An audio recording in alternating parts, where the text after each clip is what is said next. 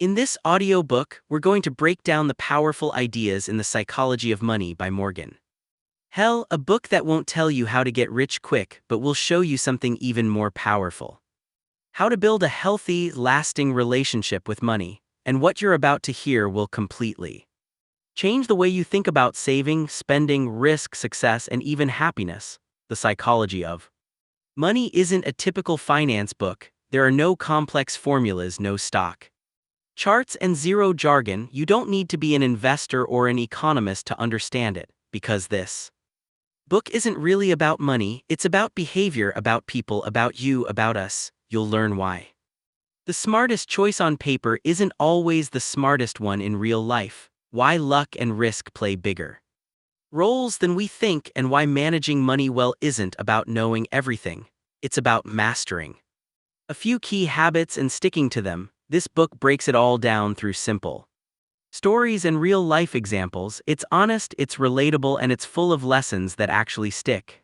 Each chapter in this audiobook is like a conversation with a wise friend, someone who's been there, made mistakes, learned from them, and wants to help you avoid the traps most people fall into. By the end of this audiobook, you'll see money in a completely new light, not as a number in your bank account, but as a tool for freedom, for peace of mind, for a life on your own terms. Stick around. You're about to go on a journey that could change not just how you manage your money, but how you think, act, and make choices every day. Let's dive into the psychology of money. You're not just going to hear it, you're going to feel it. Chapter 1: No one's crazy. Have you ever looked at the way someone spends money and thought, what are they thinking? Like someone blows half their paycheck on a luxury car, buy lottery tickets every week, or refuse to invest even though they've got money sitting in the bank. It seems crazy, right? But here's the thing, they're not crazy. In their world, based on their life experiences, what they're doing probably feels like the smartest move they can make. And once you get this, you'll stop judging others, understand your own money choices more clearly, and start to see finance through a whole new lens. Let's get into it. People don't make decisions based on facts, they make them based on feelings, on experiences, and the world they grew up in. Imagine two kids. One grows up during a recession, watching their parents lose jobs, stress over bills, and whispering at the dinner table about losing the house. And the other grows up during an economic boom, stocks going up, money flowing in, and vacations every summer. Now fast forward 20 years, do you think those two people will see money in the same way? Do you think they'll view risk in the same way? Do you think they'll invest in the same way? Of course not. They lived through completely different realities. One learned to protect every dollar, the other learned to take bold risks, so it's no surprise that what seems smart to one might seem insane to the other. Here's something we often forget: you can read all the finance books in the world, but if you've never felt the panic of not knowing how to pay rent, if you've never stood at a grocery store line praying your car doesn't decline, then you'll never fully understand what money stress feels like. You can read all the charts and spreadsheets showing stock market crashes, but they can't show you what it feels like to come home, look at your kids, and wonder if you made a mistake that could hurt them. Emotions always beat data every time we make money choices with our hearts, not just our heads. And here's something more wild: the year you were born can shape how you see money for life. For example, if you turned 20 in the 1990s, you saw the stock market skyrocket, you probably believe in investing. But if you turned 20 in the 1970s, the market went nowhere, inflation was through the roof. You might think stocks are risky, even dangerous. It's not because one person is smarter than the other, it's just timing. And it's not just stocks, unemployment, interest rates, and even job opportunities, they all hit different people in different ways. You didn't choose when you were born, but it affects how you see the world and money forever. That's not fair, but it's very true. Let's make it even more real. Have you ever wondered why some low-income people spend money on lottery tickets? From the outside, it seems foolish, but try to step into their shoes just for once. Imagine living paycheck to paycheck, no vacations, no college savings for your kids. For them, buying a lottery ticket is the only moment they feel hope that maybe, just maybe, life could be different. It's not just gambling, it's buying a dream. You might not agree with it, but when you see it that way, it completely makes sense. The truth is, no one's crazy, we're all just telling ourselves different stories about money based on the lives we've lived, whether it's investing, lotto tickets, or retirement accounts. We're all just trying to write a story that makes us feel safe, successful, and in control, and those stories come from experience, not logic. Think about it. Some people hoard, some people spend fast, some fear debt, some ignore it, but it all makes sense when you know their backstory. Now, here's another important insight Morgan shares: nobody really knows what they're doing. Retirement plans, credit cards, mutual funds, home loans, stock market apps. These are very recent tools. Just 2 generations ago, most people didn't even retire. They worked until they just couldn't. Retirement accounts, they didn't exist until the 1970s. Stock market apps, they've only been around since smartphones, barely old enough to vote, let alone drink. So of course people make mistakes. Of course we mess up because we're all just figuring it out. We're not bad with money because we're careless. We're bad at it because we're new at it. You wouldn't expect a beginner driver to race Formula 1, yet somehow we expect ourselves to be money experts. So what's the real lesson from this chapter? It's this: everyone's financial decisions make sense to them, even if they don't make sense to others. We all carry different experiences, different scars, different dreams, and those shape every money choice we make. And when you understand where someone's coming from, you don't just get better at managing money, you get better at understanding people, including yourself. So instead of asking why are they so irresponsible, start asking what story are they telling themselves. And instead of beating yourself up over past mistakes, ask yourself, what story was I believing at that time? When you understand that, you start to make better choices, not just with money, but also with people. Coming up in the next chapter, you'll discover how one of the richest people on earth got rich because of something totally out of his control. Stick around, you'll want to hear it. Chapter 2.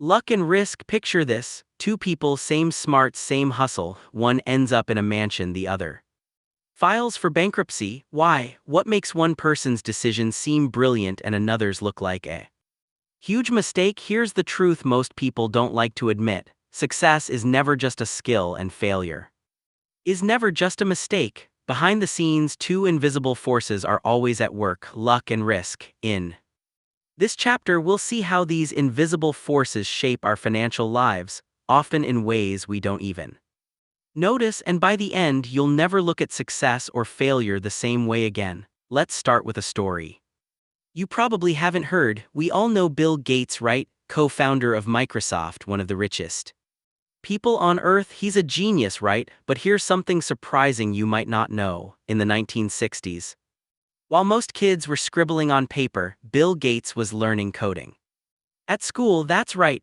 His high school had a computer in the 1960s, long before most schools even heard of. He didn't build it, he didn't ask for it, it was just there, and so was he. Now imagine how rare that was. Out of hundreds of millions of high school students worldwide, only about 300 had access to a school with that kind of technology, and Bill Gates was one of them. And he used that access to explore, to learn, and eventually to start Microsoft. Was he brilliant? Definitely. Did he work hard? Absolutely. But would Microsoft have existed if he hadn't gotten that 1-in-a-million head start? Even Bill Gates admits without that once-in-a-lifetime access, there's a good chance Microsoft never would have existed. Now on the flip side, meet Kent Evans. Kent Evans was Gates's best friend. He was just as smart, just as driven, just as passionate about computers. They dreamed of starting a company together, but one weekend, Evans went for mountain climbing and never came back. A slip, a fall, a tragic accident, and just like that, his future was gone. Same drive, same dreams, same potential, but very different outcomes, all because of luck and risk. Luck and risk are like 2 sides of the same coin. They're the forces that are out of your control. They can push you higher or knock you down, and often they have more impact than intelligence, effort, or talent. Imagine two people start the same kind of business, same timing, same effort, same everything. One becomes a huge success, the other goes bankrupt.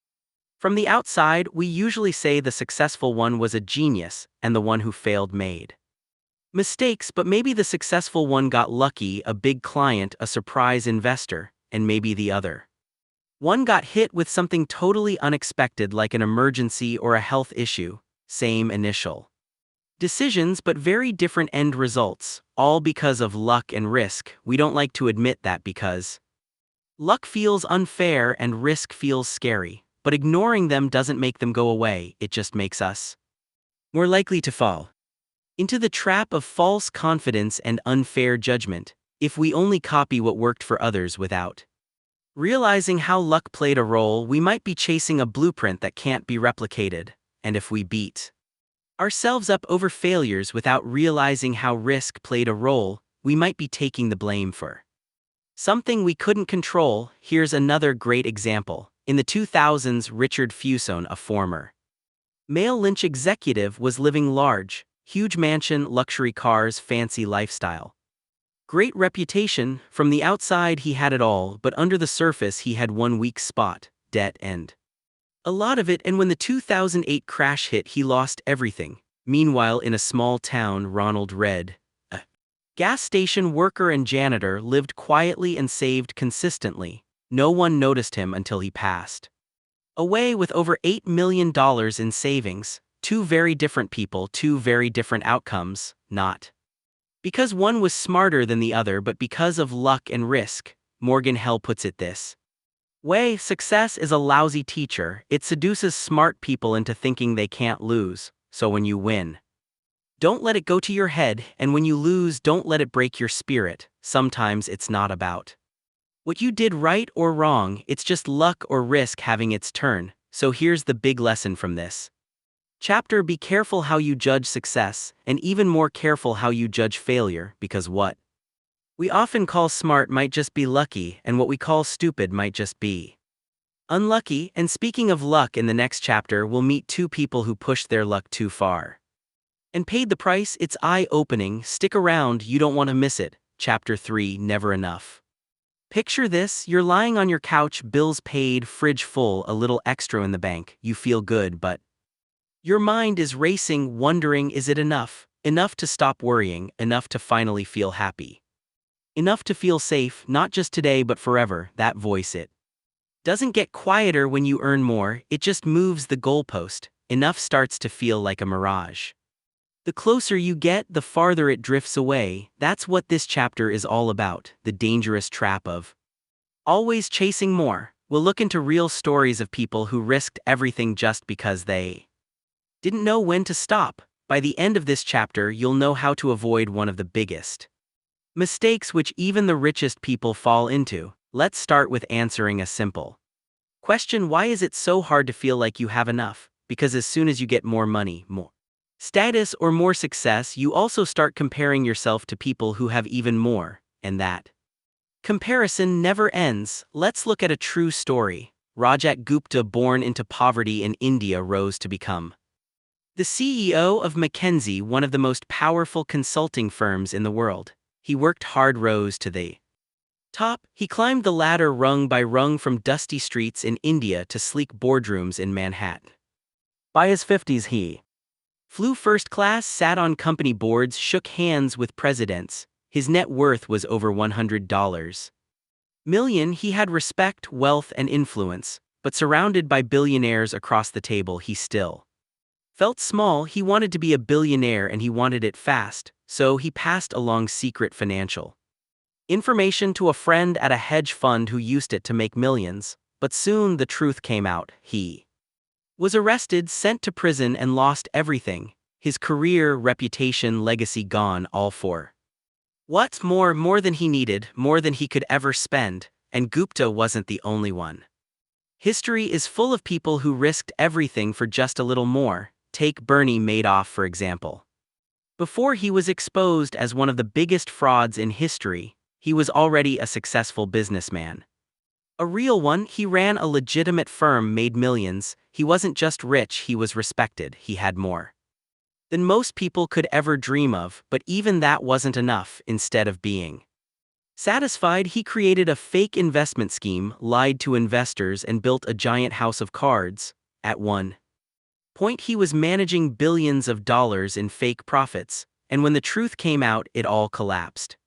He lost everything and spent the rest of his life behind bars, not because he needed more money but because he wanted more. So what's the lesson here? Howell puts it simply: to risk what you have and need for what you don't have and don't need is foolish, and yet people do it all the time. Think about it. People with nice jobs want to become entrepreneurs just to earn more. People with big homes feel behind because their neighbor's house is bigger. People with millions keep reaching for billions. There's nothing wrong with ambition because it's very human, but if the goalpost keeps moving, you'll never be happy. You'll always feel behind. Imagine you earn $100,000 a year, you live comfortably, you save a little, you travel every now and then. That's more than most people. You're doing well. But if your coworker earns $200,000, suddenly your enough doesn't feel like enough anymore. So you work harder, push the limits, take bigger risks, and the cycle keeps going. This is social comparison, and it's everywhere. Your coworker might compare himself to someone making $1 million. That millionaire might compare himself to a hedge fund manager, and the hedge fund guy, he might compare himself to Warren Buffett, and Buffett, he might glance at Elon Musk. See how the ladder never ends. There's always someone above you. And if you keep climbing just to catch up, you may never stop. That's how social comparison works. It tricks you into thinking you're missing something, even when you're not. Think of it like eating at a buffet. You fill your plate and you're full, you feel good, but then you see someone else grabbing lobster tail and imported cheese. Now you feel like you're missing out, so you go back for more. Now you're stuffed, you feel sick, you regret it. Why? Because you didn't stop when you had had enough. You let someone else's plate decide what you need. Here's the big lesson from this chapter: knowing when you have enough is one of the most powerful money skills you can learn. It helps you avoid taking risks that could ruin everything you've already built. It helps you stay focused on what really matters, so the next time you catch yourself chasing more money, more stuff, more approval, stop and ask yourself, do I already have enough to live the life I want? If the answer is yes, maybe the smartest move isn't to speed up but to slow down, to look around, to realize the view from where you are might already be beautiful. Sometimes the richest people aren't the ones with the most, they're the ones who know when to stop. So remember, when you define your own enough, you stop letting comparison control your life. Coming up in the next chapter, we'll talk about a secret superpower that helps build real wealth, and it has nothing to do with luck or income. It's something so simple, yet most people overlook it. Stick around, this one is a gamecher. Chapter 4: Confounding Compounding. What's the most powerful force in building wealth? A big paycheck, a genius investment strategy, once in a lifetime business idea? Nope, not even close. It's actually something you already have access to, and it's not flashy, it's not exciting. In fact, it's kind of boring, but it works like magic. Morgan Housel calls it confounding compounding, and in this chapter we're going to talk about why this boring, quiet little force is actually the secret behind massive success stories. Let's start with a name you definitely know: Warren Buffett, one of the richest people alive, a legend in the world of money. But here's the part most people don't talk about. Yes, Buffett is a smart investor. But what really made him rich is how long he's been investing. He's been trading stocks since he was just 10 years old, and by the time most people are just learning what a stock is, Buffett had already been growing his money for decades. Now here's the crazy part: more than 90% of Warren Buffett's wealth was made after his 65th birthday. Yes, after age 65. That's not because he found some secret trick late in his life. It's because compounding had finally kicked into higher gear by then. His investments had decades to grow. That's how compounding works. It's not just how much you earn, it's how long you let it grow. Think of compounding like a snowball. You roll a small one down a hill. At first it's slow, it barely grows, but with each turn it picks up more snow, then more, then even more. and by the time it reaches the bottom, it's a beast, not just because of snow but because of momentum. That's how money grows through compounding. Your savings earn a little interest, then next year that interest earns interest and the cycle keeps going. At first it looks small, but over time the growth becomes so big. It feels unbelievable. That's why Hell calls it confounding, because the results are so huge they don't even seem to make sense at first. But here's the problem: most people give up too early. They save for a few years and think this isn't doing much, so they stop, they pull their money out, or they jump into something faster, shinier, or riskier. But compounding, it's slow, it's all about time. It rewards patience, not perfection, not fancy strategies, just consistency. We live in a world that loves quick wins. Instant likes, same-day delivery, 5-minute meals, crash diets, viral trends. We're wired for right now, but compounding, it doesn't care about now, it plays the long game. Let's go back to Warren Buffett again. If he had started investing at age 30 instead of age 10, or if he had retired at 60 instead of continuing into his 90s, would he still be rich? Probably. But would he be Warren Buffett? Definitely not. His real superpower isn't just his skill, it's his time in the game. Buffett isn't just good, he's been good for a very, very long time. And here's the best part: you don't need to be a billionaire to use this. You just need to start early, be consistent, and stay in the game. Whether it's $5 a week or $500 a month, what matters is you just keep going. So here's the big takeaway from this chapter: the most powerful tool in wealth building isn't luck or brilliance, it's time. It's patience, it's letting the snowball roll. Compounding rewards people who stick with it, not for weeks, not for months, but for years. Compounding may look slow at first, but once it gets going, it's unstoppable. The earlier you start, the longer you stay consistent, the bigger the results. You don't need a perfect plan, you just need to give it time. Whether you're saving coins in a jar or investing small amounts every month, stick with it, trust the process, let your money roll like that snowball, because the longer it rolls, the bigger your future gets. Coming up in the next chapter, we go beyond building wealth, because getting rich is one thing, but staying rich, that's where most people fail. Stick around, it's one of the most important lessons in the entire book. Chapter 5: Getting Wealthy versus Staying Wealthy. What's harder, getting rich or staying rich? At first it sounds like the same game, but Morgan Housel says they're actually two completely different skills. Getting rich, that takes ambition, risks, big swings. It's about attack. It takes guts. You invest in bold ideas, you start businesses, you say yes to chances most people walk away from. But staying rich, that's a different game. It's about defense, survival, caution. It's not about the biggest return anymore, it's about not losing what you've already earned. Think of it like playing poker.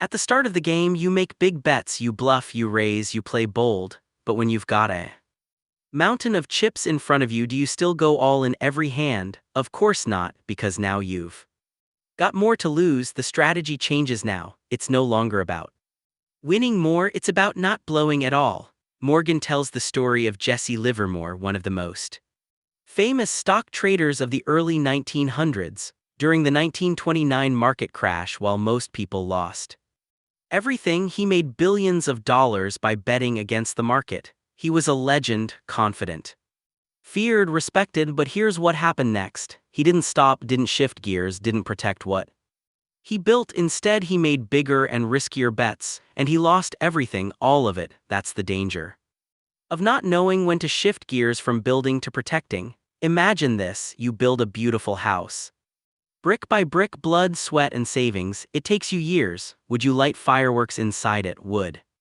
you leave the doors wide open in a storm? Of course not. But that's what some people do with their money. They gamble with what they've worked so hard to create, chasing more than they'll ever need. So what does it take to stay wealthy? Morgan says it comes down to 3 traits. Number 1, frugality.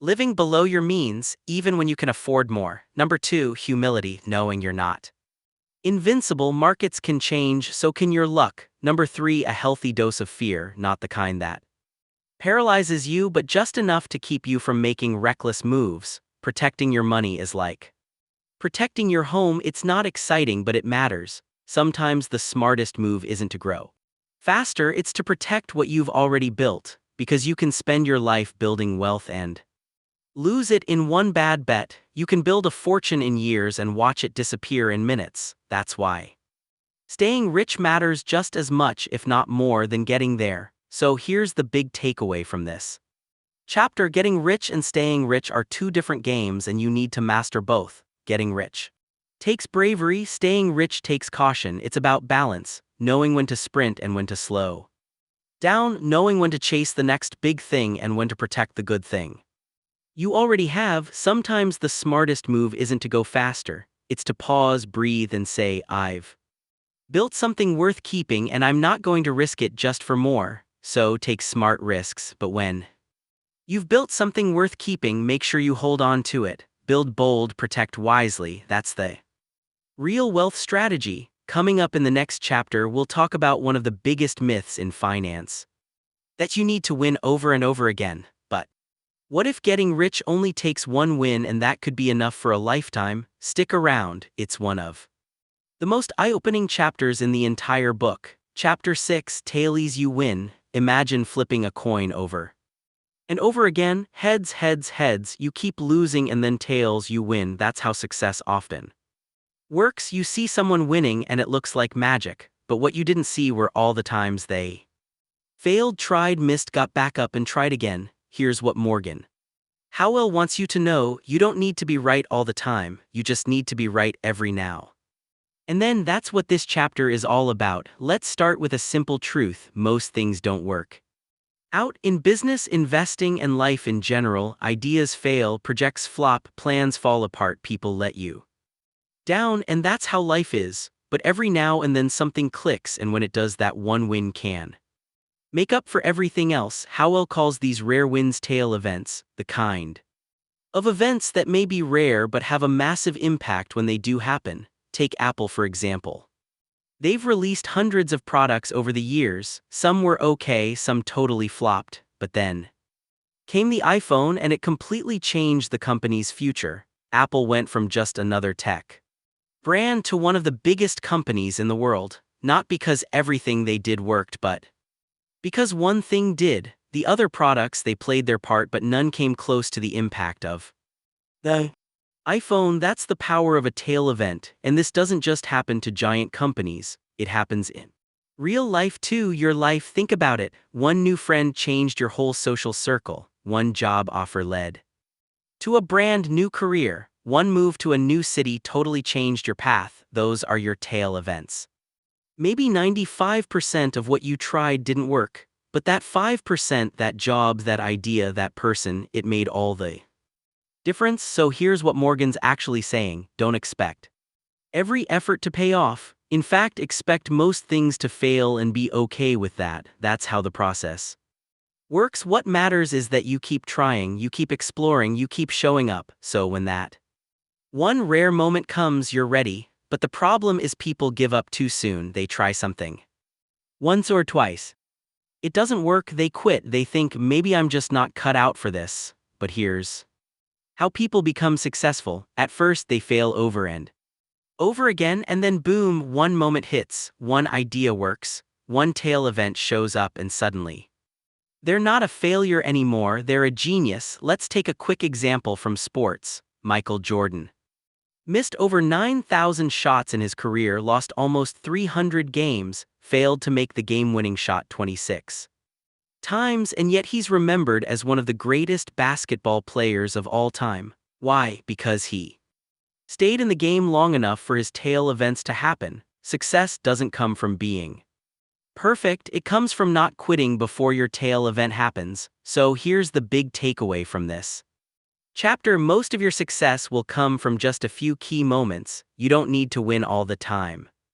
You just need to win big every now and then. Don't let small failures take you out, because your next big win could be just around the corner. So be patient, take smart risks, try new things, learn from the misses, and most importantly, stay in the game. Because when the moment comes, when life flips the coin just right, tails, you win. Coming up in the next chapter, we'll talk about something far more valuable: Then money, stick around, you don't want to miss this one. Chapter 7, Freedom. Imagine this, you wake up when your body says it's time, not your alarm. You stretch, you take your time with breakfast, maybe.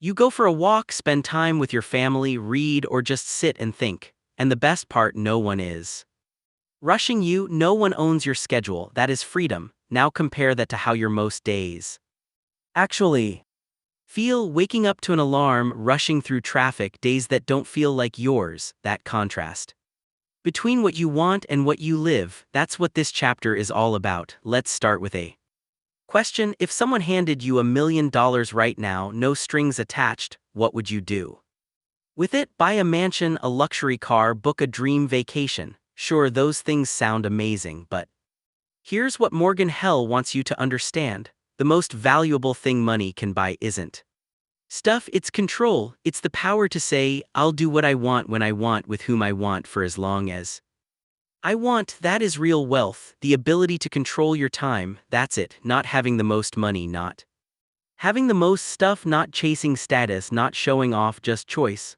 The choice to wake up in the morning and decide how you'll spend your day, the choice to work less, the choice to say no without guilt, the choice to walk away from what doesn't feel right, the choice to spend your day how you want, not how someone else demands. Think about this. Why do people dream about retiring early? Why is remote work so popular? Why do millions of people want to be their own boss? It's not just about earning more money, it's about owning more of their day. It's about freedom. The freedom to take your kid to school, the freedom to nap in the afternoon, the freedom to turn off your phone and no one panics, the freedom to say no to what doesn't matter and yes to what does, and believe it or not, that simple feeling, that control over your time, this is what most people are actually chasing. Even if they don't realize it, think about it. What would your days look like if you had total freedom over your time? That image is your real financial goal. Let's look at a quick comparison. Two people, one makes $500,000 a year but works 80 hours a week and can't take a vacation without checking emails. The other earns $50,000 a year, works 30 hours a week and takes days off to hike with their kids. Now ask yourself, who's really wealthier? Real wealth isn't just measured in dollars, it's measured in time, the time you control, the time you can't get back. We live in a world where we're always on, emails, notifications, deadlines, hustle. Busy has become a badge of honor, but deep down, most people aren't chasing more and more, they're chasing space. They want to breathe, they want the freedom to live life on their own terms. And the good news is you don't need to be rich to have that freedom, you just need to value time over status. Here's a moment from Morgan's own life. He once asked a wealthy friend, "What's your ultimate financial goal?" And the friend didn't say a yacht or early retirement. He said, "I want to wake up every day and say I can do whatever I want today. No schedule, no boss, no pressure." And that feeling, that is real wealth. So here's the big takeaway from this chapter. The real goal of money isn't to look rich, it's to buy time and control. You don't need millions in the bank, you just need enough to make choices that feel like you, enough to walk away from what drains you, enough to say yes to what lights you up, enough to live in a way that aligns with your values. Freedom might not show up in your bank account, but you'll feel it in your calendar, in your mornings, in your peace of mind, in your smile. Coming up in the next chapter, we'll dig into why trying to impress others with money rarely works and often backfires. Stick around, you'll want to hear this one. Chapter 8, Man in the Car Paradox. Ever seen someone in a brand new luxury car and thought, wow, that person must be killing it? Be honest, we've all had that thought, but here's the surprising part. According to Morgan Housel, the person driving that car doesn't get the admiration they think they're getting. Why? Because most people aren't thinking about them, they're imagining themselves driving that car, and chances are you've done it too. That disconnect between what we think others are admiring and what's actually happening, that's what Morgan calls man in the car paradox. And once you understand it, it'll totally shift how you think about wealth, success, and how people actually see you. Let's dig into it. We believe a fancy car, a big house, or expensive clothes will earn us admiration. But in reality, people just admire the thing, not the person. Picture this. You're walking down the street and see someone driving a bright red Ferrari. It's fast, it's loud, it turns heads. Now be honest, are you thinking that person must be incredible? Or are you thinking, I wish I could drive that car? See the difference? You're not admiring the person, you're admiring the car and picturing yourself behind the wheel, and that's the paradox. The admiration doesn't go to the person who owns the thing, it goes to the thing itself, and that's the problem, because so many people spend money on things, not just because they want them but because they want to be seen in a certain way. They think if I wear this, drive this, live here, people will think I've made it, people will respect me more. But according to Howell, people don't admire you as much as you think. Most of the time they're too busy thinking about themselves. Let's say you walk into a room wearing a designer jacket. You're hoping people will think, wow, that person is successful, but what they're really thinking is, could I pull off that look? Would I ever wear that? Would that look good on me? They're not admiring you, they're running a mental slideshow about their own life. We overestimate how much people notice or care about what we wear, drive, or own, because truthfully, we all spend way more time thinking about ourselves than others, and this mindset, it shows up on social media too. We post pictures of vacations, new gadgets, luxury dinners, thinking people are going to love this, but most people, they're just scrolling, comparing, daydreaming, wondering if they could ever have what you're showing off. It's not about you, it's about them, and it's not wrong, it's just human nature. So here's what Morgan wants us to remember: the most admired people usually aren't the ones trying to be admired at all. They're kind, they're humble, they treat others well, and that's what earns real respect, not the car, not the jacket, not the curated Instagram feed. So here's the big takeaway from this chapter: trying to impress people with money usually backfires. You think people will admire you, but in reality they admire the thing, or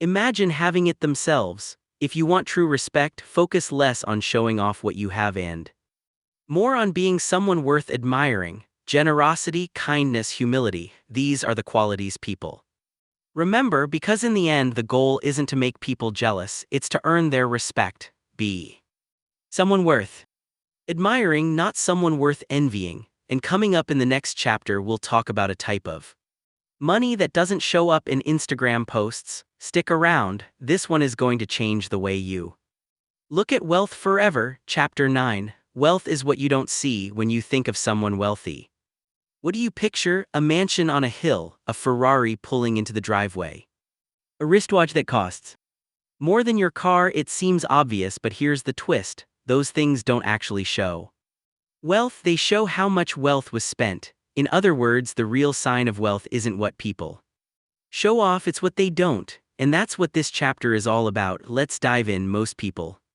confuse wealth with richness. They see someone spending a lot of money and assume they do have a lot of money, but in reality, wealth isn't about what you buy, it's about what you keep. It's not an expensive car or the big vacation, it's the money sitting quietly in a savings account or growing inside an investment portfolio. It's the financial freedom you don't post on Instagram, it's the peace of mind you don't wear on your wrist. Wealth is invisible. Let's say someone buys a $10,000 watch. You see the sparkle, the brand, the attention it gets, and you think that person must be doing really well. But what you're really seeing is $10,000 gone, spent, used up, not saved, not invested, no longer growing. That money isn't working for them anymore.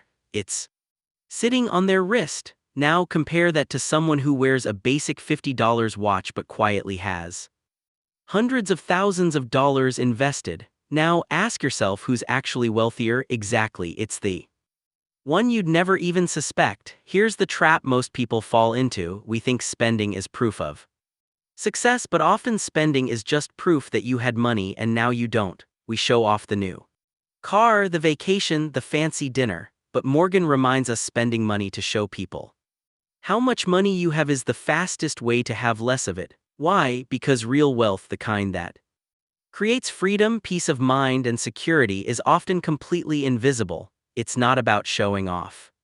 It's about building something solid behind the scenes. because every time we trade dollars for impressions, we're giving away what could have been freedom. Let's say your neighbor gets a brand new SUV, top of the line, shiny, sleek, loud, looks impressive, right? But maybe they're buried in debt. Maybe that car loan is eating half their paycheck now. Across the street, another neighbor drives a 10-year-old Honda. No upgrades, no attention, but they're debt-free. They've been saving and investing for years, and if they lost their job tomorrow, they'd be fine. You'd never guess, but they have real financial strength. Social media makes this even trickier. We post the new shoes, the expensive meal, the weekend getaway. But when's the last time someone posted their savings account, their investment portfolio, the mortgage they just paid off? But why not? Because true wealth doesn't get likes, but guess what? Those are the real flex, not the stuff you show off, but the quiet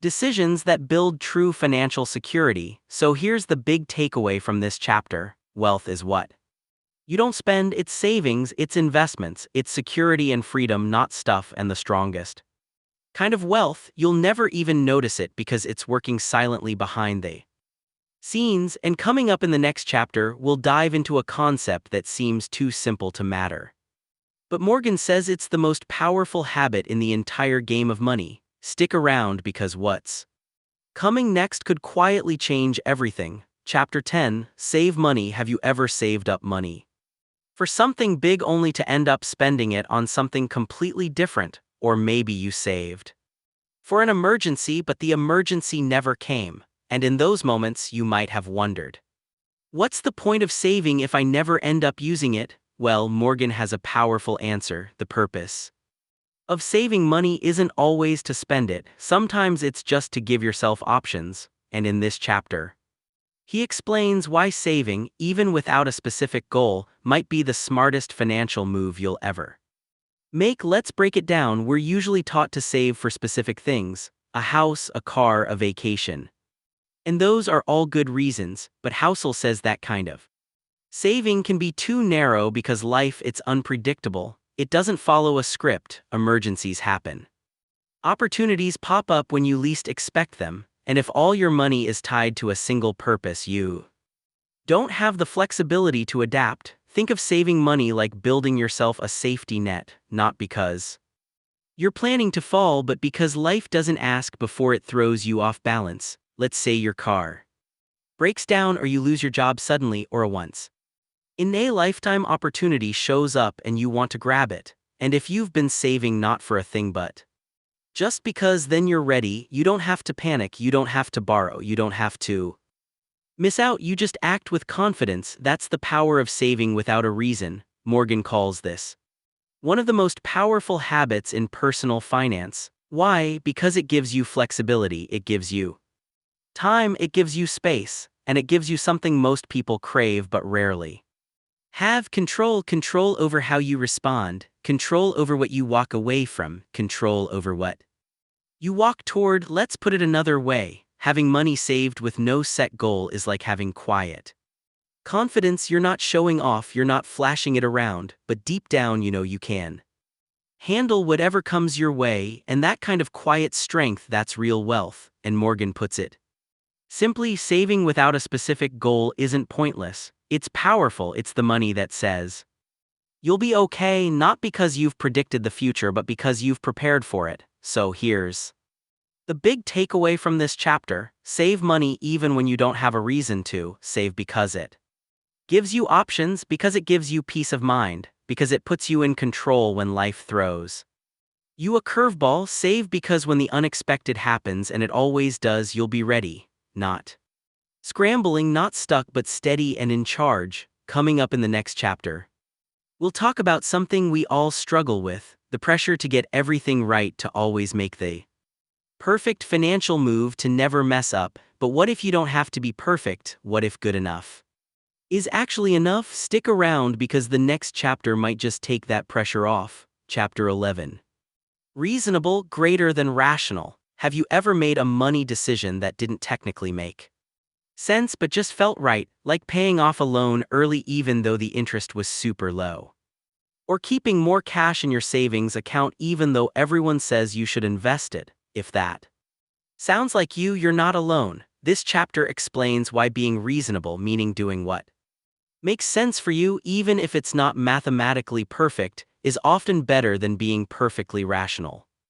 Let's start with what rational really means. To be rational is to make decisions that give you the highest possible returns. It's the kind of thinking economists love. It's the textbook way to handle money, but here's the problem: we're not robots, we're humans with emotions, with goals, and with different definitions of what success even means. That's why being reasonable, doing what helps you sleep at night, can sometimes be the smarter choice even if it's not mathematically perfect. Let's say you have a mortgage with a super low interest rate. Technically, a rational person might say, don't pay it off early, invest that money instead. That would be the rational move, but maybe that debt keeps you up at night. Maybe it feels like a weight on your chest.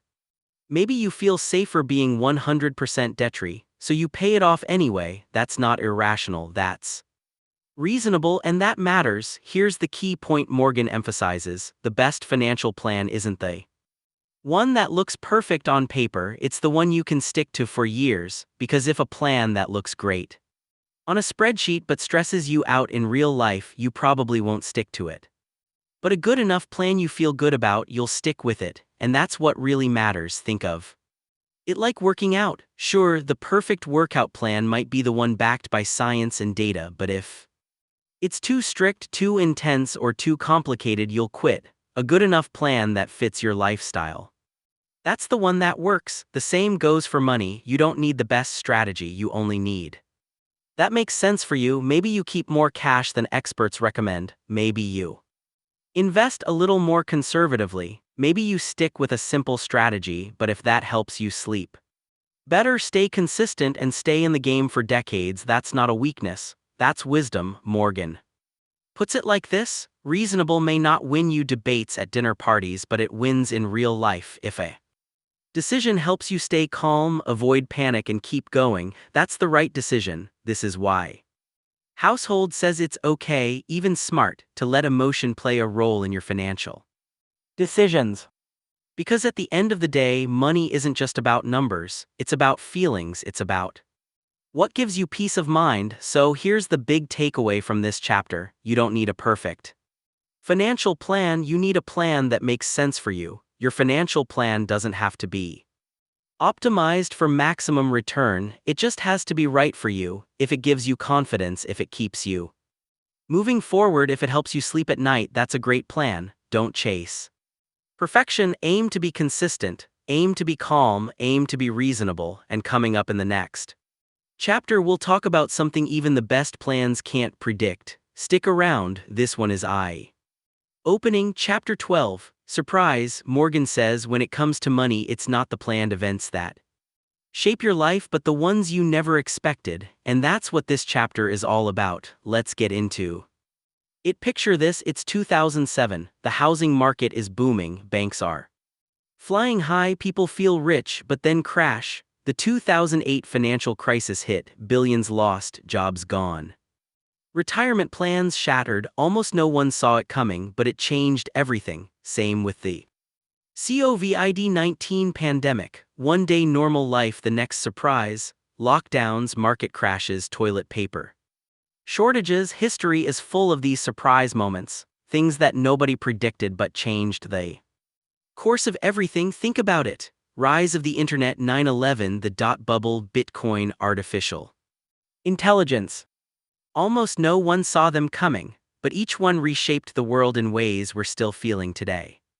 Take 9/11 for example. It changed global economies, travel, national security, and so much more. But how many financial models had a terrorist attack factored in? Almost none. Or look at the dot bubble in the late 90s. In the beginning, it created huge wealth out of nowhere, and then wiped it out. That's the thing about the future: it's always full of surprises, and because the future is so unpredictable, Morgan Housel argues we need to rethink how we look at history too. Why? Because most of history is shaped by outliers, not averages. Most of the time, things are normal, but every so often something big happens. Howell calls them tail events. They're rare, they're powerful, and they change Everything, so if your plan only works when things go normally, it's not strong enough. If you don't account for these kinds of surprises in your financial thinking, you end up overconfident, unprepared, or even misled by what the past seems to say. In other words, just because something hasn't happened before doesn't mean it can't happen tomorrow. So what's the lesson here? Don't expect the future to look exactly like the past, because the past didn't see the future coming either. Let's say you're planning for retirement. You look at market averages, past returns, and typical inflation rates. Seems smart, right? But if you don't leave some room for unexpected stuff like a sudden illness, job loss, or market crash, your perfect plan can fall apart. That's why Housel says don't try to predict surprises, just prepare for them. So how do you prepare? Here's Morgan's advice: build flexibility into your plans, expect the unexpected, leave room for error, and be okay with not knowing everything. Because no one does, no one has all the answers, especially when it comes to the future. Life is unpredictable, markets are messy, the world changes fast, but if your plan includes flexibility, if you expect the unexpected, you don't have to fear surprise. You'll be ready, not perfectly, but enough. And sometimes that's all you need. So here's the big takeaway from this chapter: if your financial plan doesn't make room for surprises, it's not a real plan, it's a fantasy. The future is full of surprises. You can't predict them, but you can prepare. Don't build your life around certainty, build it around resilience. Plan with confidence, but leave room for chaos so that when the unexpected comes, and it will, you'll be standing and ready to move forward. Coming up in the next chapter, we're going even deeper on this idea. We'll talk about how a little cushion, a little slack in your plan can protect you from financial disaster. Stick around, the next chapter can save you from a costly mistake down the road. Chapter 13, Room for Error. Have you ever made a plan that felt airtight? You ran the numbers, checked your calendar, everything lined up just right, but then boom, one small thing goes wrong and the whole plan falls apart. Life rarely goes according to plan, surprises happen. Mistakes happen, and when they do, people who thrive aren't the ones with perfect predictions, they're the ones who left room for error, and that's what this chapter is all about. Let's dive in. Imagine this. You're catching a flight, you leave your house just in time to get to the airport, but there's an accident on the highway. Now you're stuck, you missed the flight. Why? Not because you made a bad decision, but because you built a plan that only worked if nothing went wrong. And that's the danger. Now apply that to your finances. If your budget, your savings, or your investment plan only works when everything goes right, you're just one bump away from trouble. Because here's the truth: life doesn't follow scripts, it throws curveballs. Jobs get lost, markets crash, unexpected bills pop up. And it's not the surprise that makes you fail, it's having no room to recover. So what is room for error? Howell puts it simply: always plan for things not to go according to plan. You can make all the right decisions and still get the wrong outcomes simply because life is unpredictable. It's not about being negative, it's about being prepared. It's saying, what if I'm wrong? What if life happens? Do I have a cushion, or am I walking a tightrope? Think of it like your phone battery. You don't wait until it hits 1% before charging it, you plug it in when it's still at 20 or 30, because you know something might come up. And that's what room for error does for your money. It's your financial battery life. And in a world where surprises are guaranteed, it's what keeps you going. That's the power of room for error. It gives you breathing space when life doesn't follow the script. Even the smartest investors, the best business leaders, the most careful planners get hit with bad luck. Sometimes markets crash, jobs disappear, emergencies happen, but what separates them from the rest is they left space, they built slack, they didn't chase perfection, they planned for chaos. That's not fear, that's life. And what matters in life is whether you've built a buffer into your plan.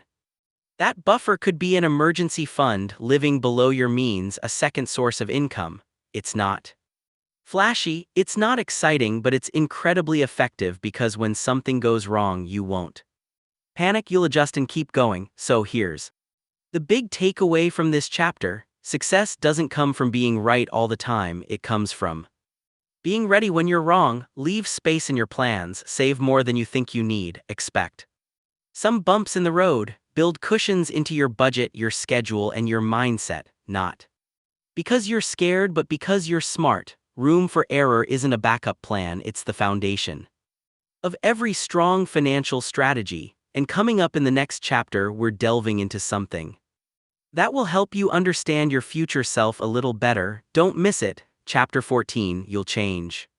Have you ever looked at your old social media post and thought, I can't believe I used to think that way? Or maybe you saved up for something you thought you really wanted, only to realize later you didn't care about it anymore. Or just think back to who you were 5 years ago. What music did you love? What were your goals? What did you believe about success? Now, how many of those things are still true today? Chances are a lot has changed, and yet we make decisions, sometimes big ones, based on who we are right now, forgetting that future you might want something totally different. And that's what this chapter is all about. Let's get into it. We make all kinds of plans: careers, savings, retirement, even how we'll spend our free time. And when we do, we usually assume one big thing: that the person we are right now will be the same in 10, 20, or 30 years. But here's the truth: people change, you will change, and that change, it's hard to predict and even harder to plan for.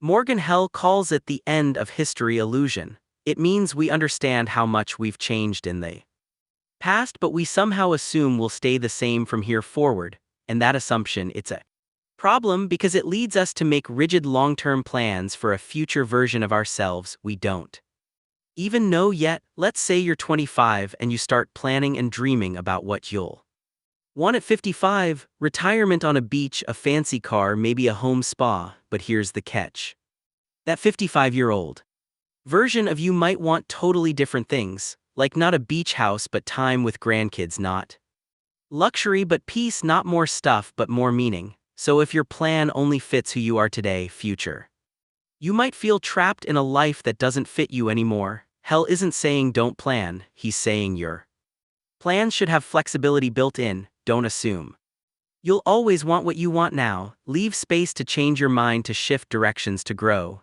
If you acknowledge that your goals, interests, and values will probably shift, you give yourself the power to adapt. You don't have to get it all perfectly right today, you just have to leave room to adjust, because the person you'll be in 5, 10, or 20 years is a stranger you haven't even met yet. This is why chasing big, flashy goals just because they look good today can backfire. That dream car, that perfect vacation, that massive house, they might not matter to you in 10 years, and if you spent years chasing them only to realize they don't make you happy, that's a hard pill to swallow. So here's the big takeaway from this chapter: you're going to change, and that's not a problem, that's human. So plan for change, expect it, make room for it. The person you are today won't be the same person you'll be in the future, so make financial plans that are strong but flexible. Save broadly, invest wisely, but don't lock yourself into a life path that can't evolve with you.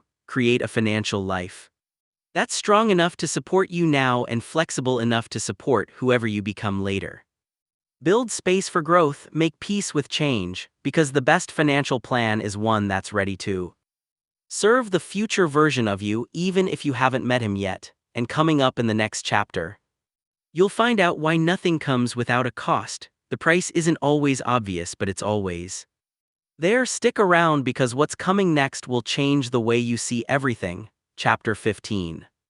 Nothing's free. Have you ever stared at a falling market graph and thought, is it worth it? The nights I can't sleep, the mornings I wake with a knot in my gut. You're not alone, because when it comes to money, like most things in life, nothing is free, but the price you pay doesn't always show up on a price tag. Sometimes it comes as stress, sometimes there is uncertainty, and sometimes it demands patience. And in this chapter, we'll talk about why recognizing and being willing to pay those hidden prices is actually the secret to build long-term wealth. Let's start with how we usually think about cost.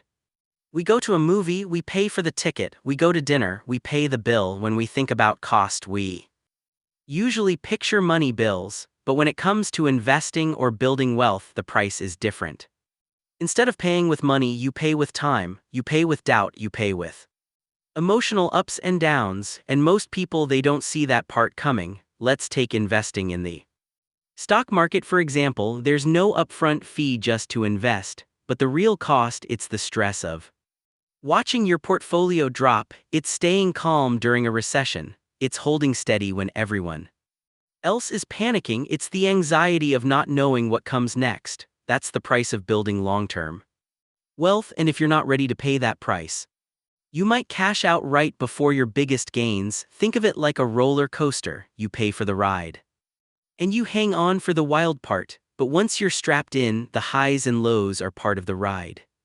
It's no different with money. Volatility, risk, and uncertainty aren't signs of something going wrong.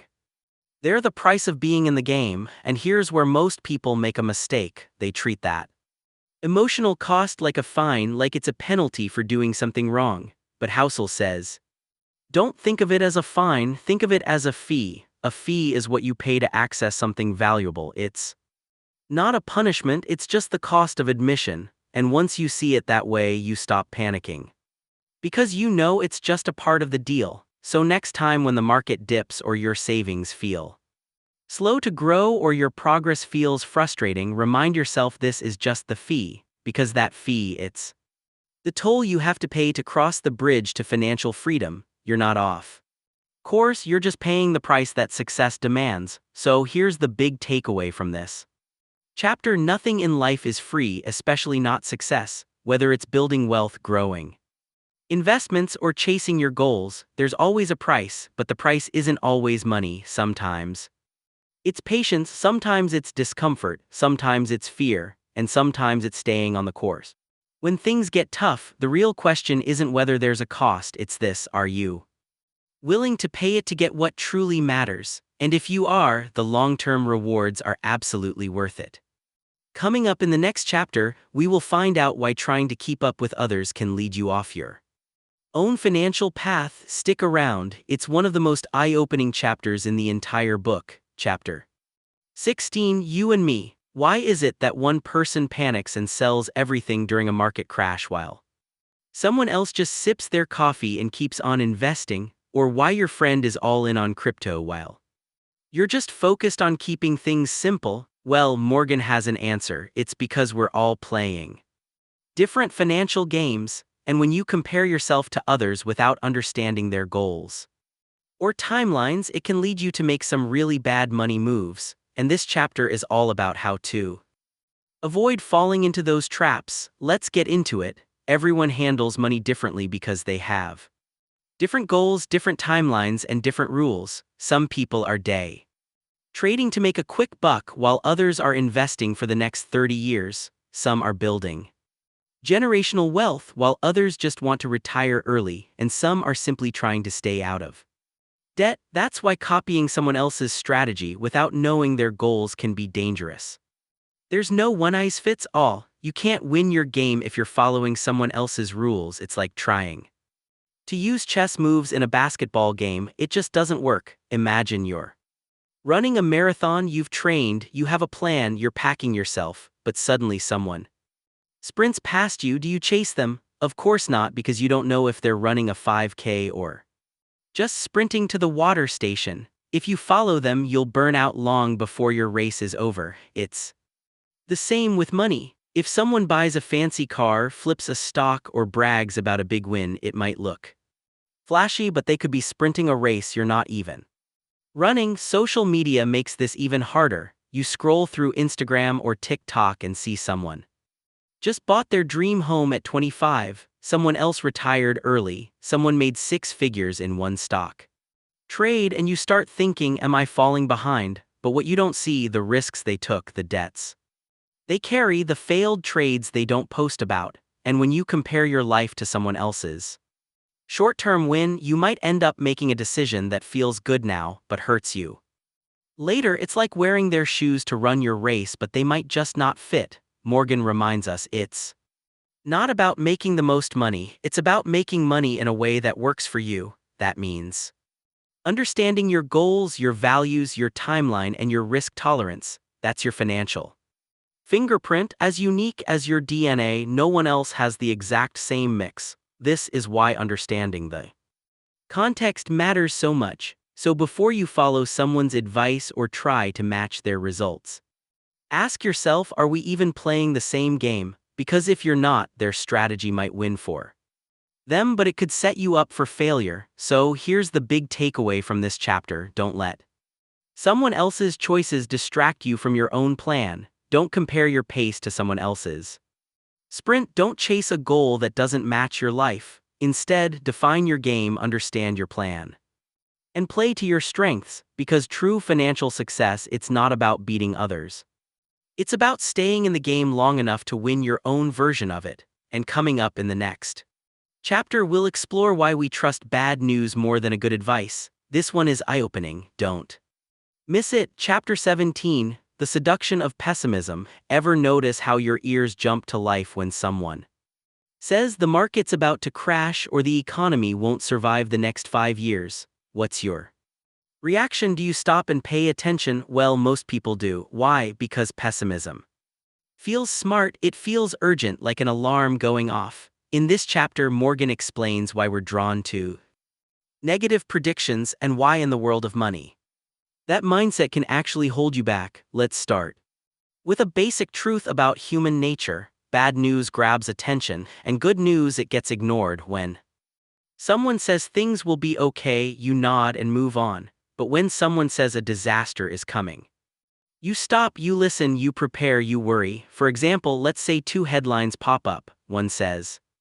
"Markets expected to rise steadily over the next decade." The other says, "Crash coming, protect your savings before it's too late." Which one are you more likely to click? Exactly, the scary one. Why? Because fear gets your attention. It feels like you're getting a secret heads up before disaster strikes. And optimism, it feels boring, like background noise. But here's what Morgan wants us to understand. In the world of money, optimism is usually more accurate, especially over the long run. Think about how much progress we've made: global poverty down, life expectancy up, technology growing faster than ever. The stock market bumpy, yes, but it trends upward over time. Yes, there are setbacks, there are crashes, recessions, even panics, but over the long term, progress is the trend. So why does pessimism sound more intelligent? Because it feels like protection. When someone says, "Be careful," they sound wise, thoughtful, like they've seen things you haven't. Meanwhile, the optimist, they sound naive, unrealistic, maybe even a little too hopeful. But Morgan reminds us, yes, pessimism often sounds smarter, but optimism is what leads to long-term success, especially in investing. That's why the people who succeed with money are usually the ones who stay invested even when it's scary. Keep saving even when the news says not to. Keep building while others are backing away. They're not ignoring risk, they're just not ruled by it. Let's be clear here, it's okay to be careful.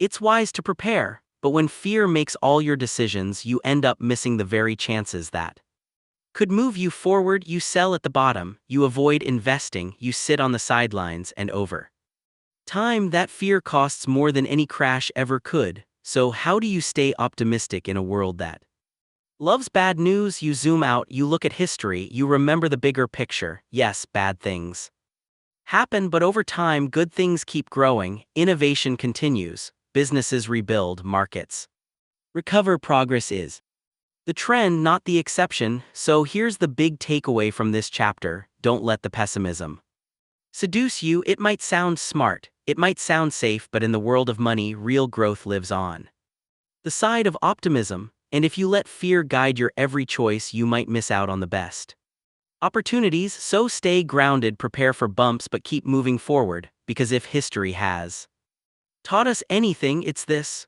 over time, things tend to get better, not worse, even if it takes a while. Coming up in the next chapter, we'll talk about how some of our worst money decisions come from believing the wrong stories, stories we tell ourselves, stories we borrow from others. Stick around, you'll want to hear this one. Chapter 18, When You'll Believe Anything. Have you ever heard a money story that just felt true, not because you analyzed the numbers, but because it just made sense in your gut, like someone who doubled their money overnight in the stock market, or a rags to riches tale. That sounds almost magical. You hear it and you think maybe I can do that too, but pause for a second. Did you believe it because it was logical or because it was emotional? In this chapter, we'll talk about why when it comes to money, we're often guided more by stories than by facts. Stories we hear, stories we see, and most powerfully, stories we live. Let's break it down. Let's go back to the 2008 financial crisis. Some people lost everything in the market, so their story is investing is too risky, never trust it. Others, they held on, and years later they saw their investments bounce back stronger than ever. Their story: the market always bounces back. Stay invested. Same event, totally different lessons. Why? Because we don't just remember what happened. We remember how it felt. Morgan compares this to how we process news or history. We don't just want cold facts, we want a story, because stories are easier to remember, easier to share, and much easier to believe. But the problem is stories are simplified. In real life, it's messy, it's complicated, it's full of unknowns. Let's say your friend gets rich off crypto. They tell you how they bought low, sold high, and now they're driving a Tesla. You hear their story, you see their success, and suddenly you feel like you should do it too. You hear the highlight reel, but what you didn't hear is the sleepless nights when prices crashed, the credit card debt they took to invest, the moment they almost sold everything and didn't, or the fact that they just got lucky. Their story sounds clean, but the reality is way more complicated. Morgan says that's exactly how bubbles form. People hear stories, they believe them, and they act not on facts but on emotions, and when those stories fall apart, they're shocked. Even though the facts were always there. That's why Morgan warns us: just because a story feels true doesn't mean it is. So what do? We slow down and ask ourselves, am I believing this because it's true or because it feels good? We remind ourselves a good story isn't always a good plan, though. Our brains are wired to understand the world through stories. We have to be extra careful not to confuse a good story with a good strategy. So before making a financial move, ask, is this based on logic or emotion? Is this someone else's journey or part of my own? Because chasing someone else's story might lead you far off your own path. So here's the big takeaway from this chapter: be careful what financial stories you believe. They might be inspiring, they might be popular, but they're not always completely true, and they're not always right for you. Stories are powerful, they move us, they motivate us, but they're not facts, they're not guarantees, and they're not an alternative for a solid plan. Inspiration is valuable, but it's not a substitute for doing your homework. So the next time someone shares their sure thing success story, pause, ask questions, check the facts, and most of all, make sure the story you're following is one that leads to your goals, not to someone else's ending.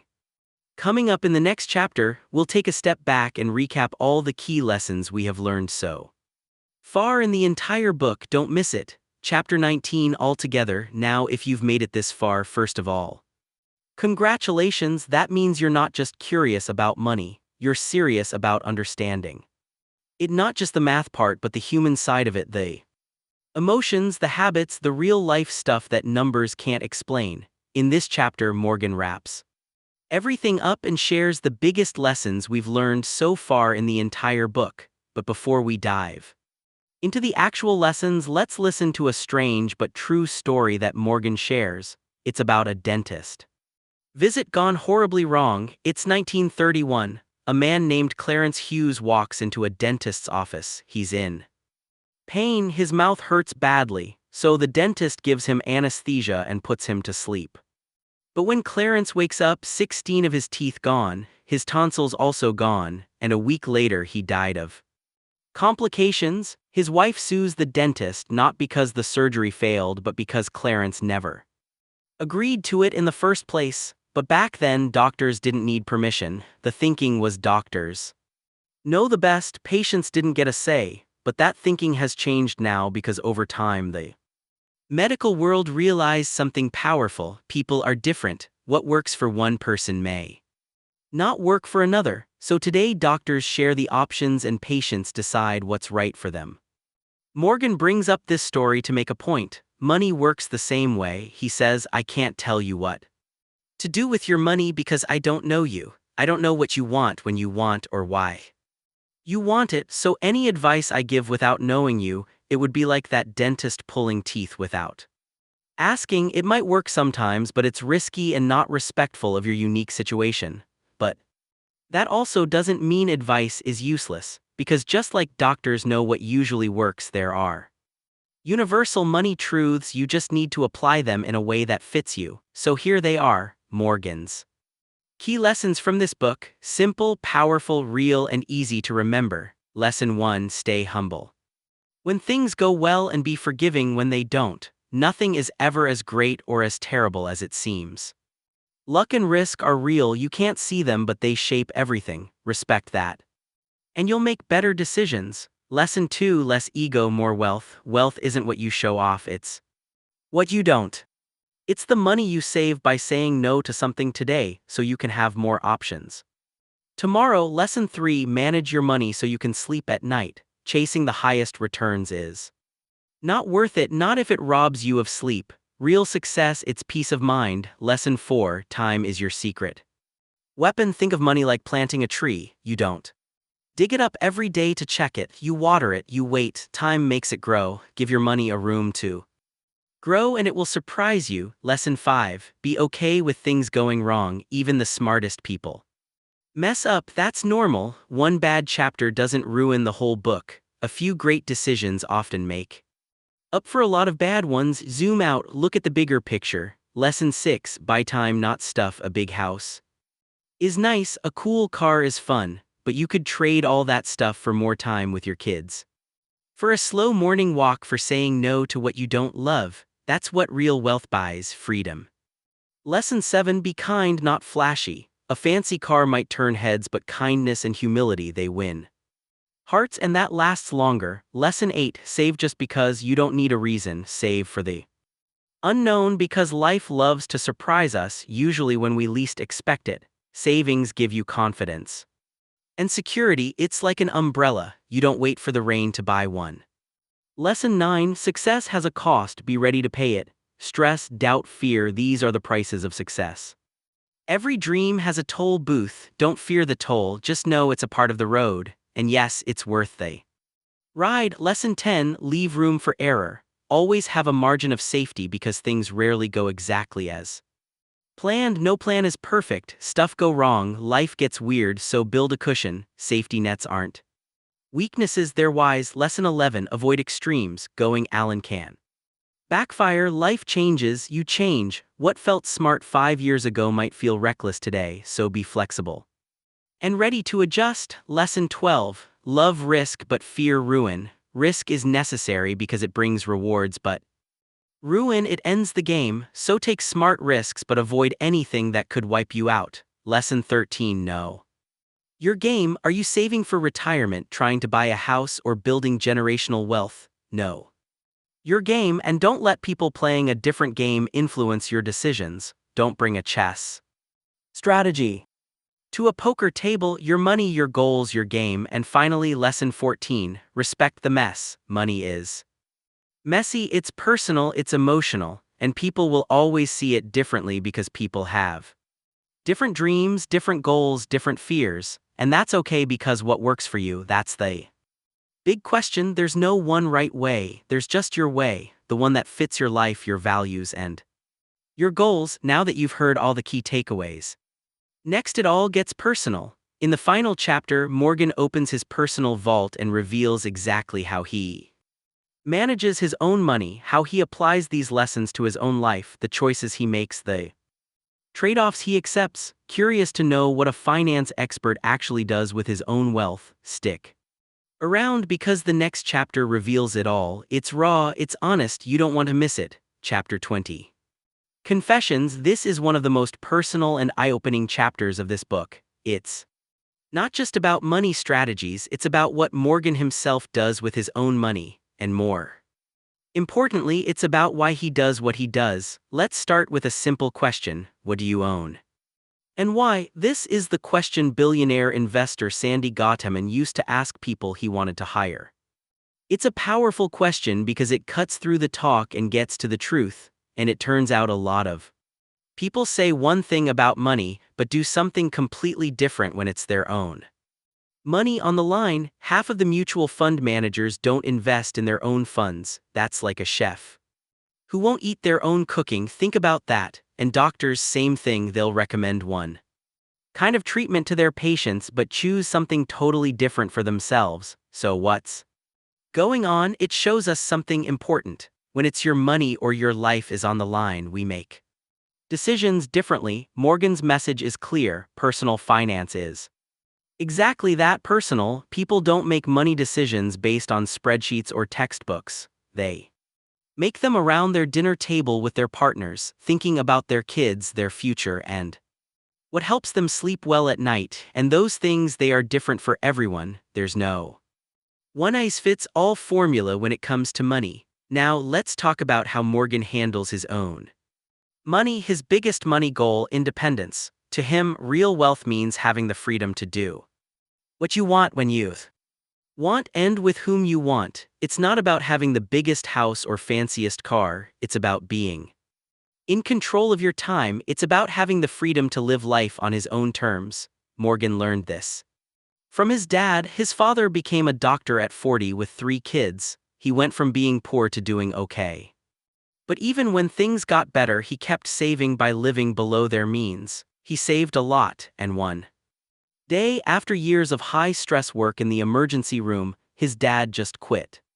Walked away, free from everything. This event left a mark on Morgan. It stuck with him for life. For him, independence became the ultimate financial goal from then on. To him, that freedom to do what you want when you want with whom you want is the real goal. And here's the good news: you don't need to be a doctor or make a ton of money to get there. You just need to keep your lifestyle expectations in check and save like it matters. Morgan and his wife have a simple rule: don't let your lifestyle grow just because your income does. They started off with simple jobs and a simple lifestyle: a basic apartment, an okay car, nothing fancy. They liked reading, walking, and spending time together, stuff that doesn't cost much. And even after their incomes went up, they kept the same lifestyle. They didn't feel like they were missing out because they figured out early on what was enough for them, and they stopped moving the goalpost. That allowed them to save more and more over time, and the result: it gave them something better than more stuff, more savings, more independence, less pressure. Now here's something that might surprise you. Morgan once made what experts called his worst financial decision. But to him, it was one of the best money decisions he had ever made. Morgan and his wife paid off their house completely, even though interest rates were super low. The advisors said they could have invested that money, but for them, it wasn't about math. It was about peace of mind. They didn't want to owe anyone money. Owning their home outright made them feel free. No monthly payments, no debt. It wasn't the right financial decision, but it was the right emotional decision. And that's worth more than a few extra dollars in returns, because sometimes being happy is more important than being right. Now, here's another thing they do, one that most experts wouldn't recommend. They keep around 20% of their savings in cash. Most financial experts would say that's way too much, but here's their thinking: cash is like oxygen for their lifestyle. It lets them breathe when life gets hard and unexpected.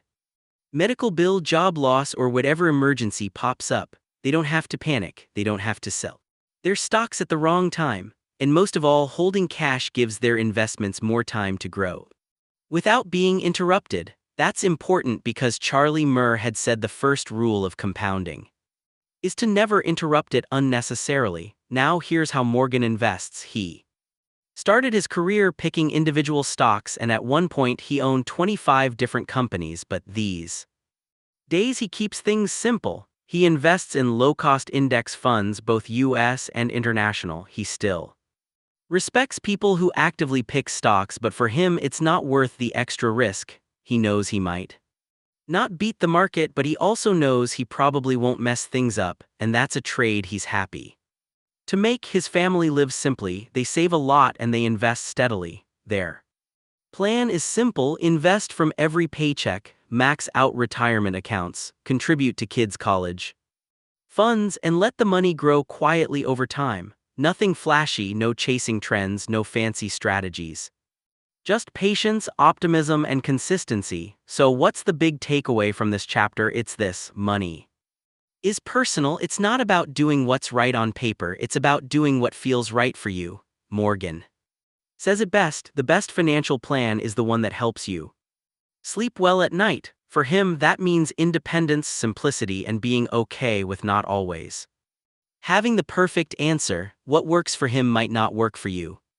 And that's perfectly okay. So, whether that's paying off your house early, keeping extra cash, or sticking with simple investments, do what gives you peace of mind, because when it comes to money, no one is crazy. We're all just trying to do our best with what we've got, where we are, and who we are. And that's a wrap on the psychology of money, timeless lessons on wealth, greed, and happiness by Morgan Housel. Thank you for listening.